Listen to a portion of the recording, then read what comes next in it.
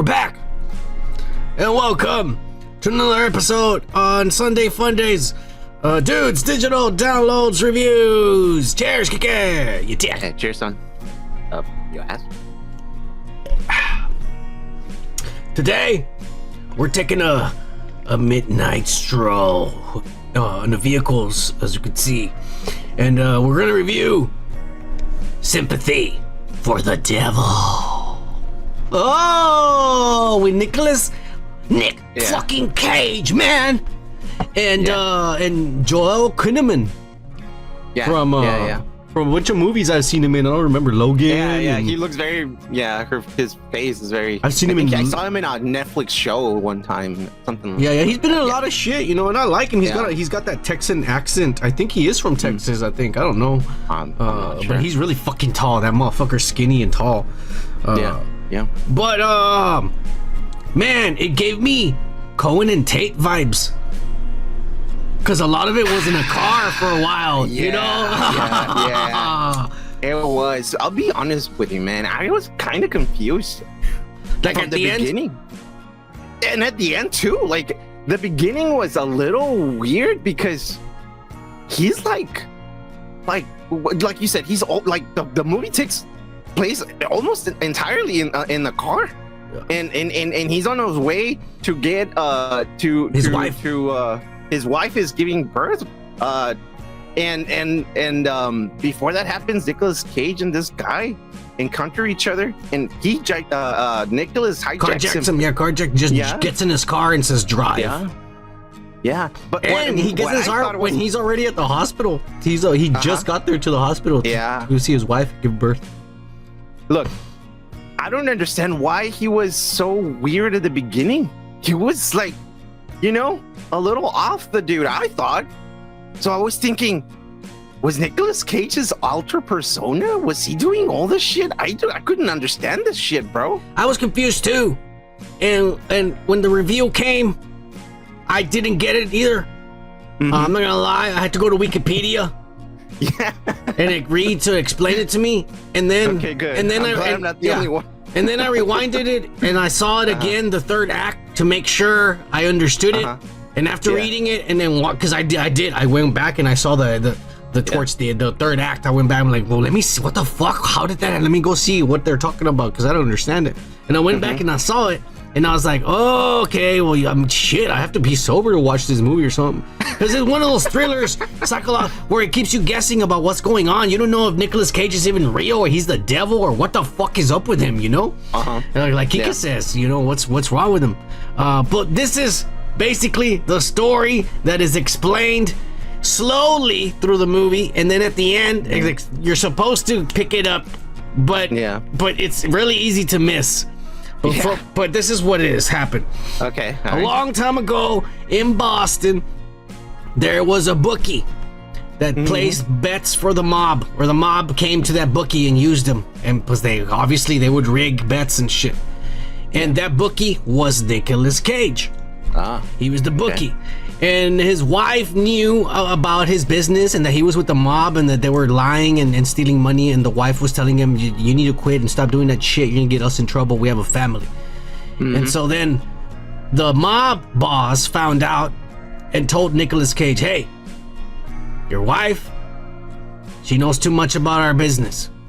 Yeah. And Nicolas Cage knew what that meant, that they were gonna kill her.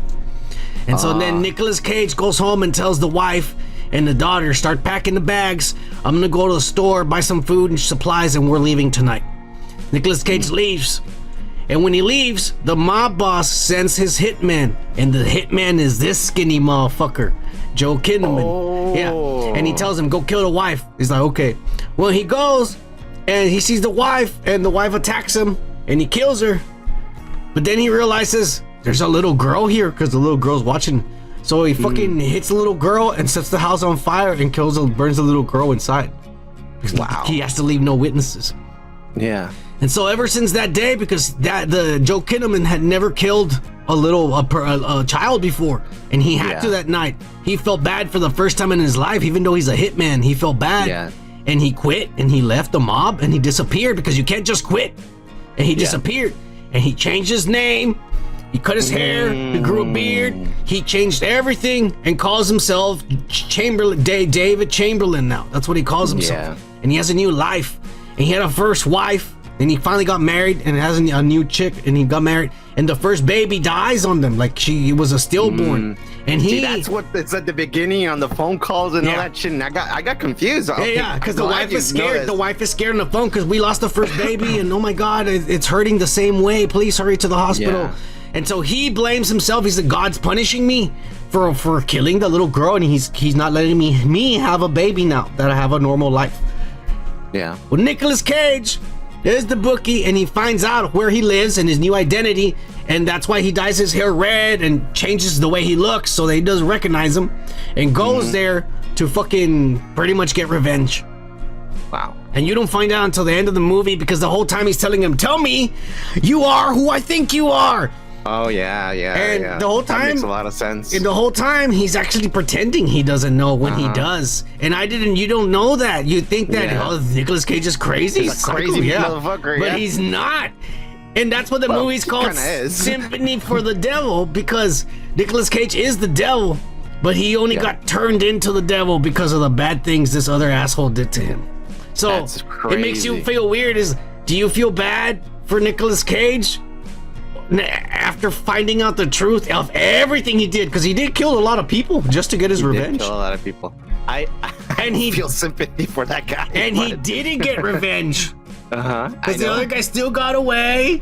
Yeah. He killed him. He murdered Nicolas, and then he cleaned the gun and put it on his hand because he had shot the cop. Because he shot the cop.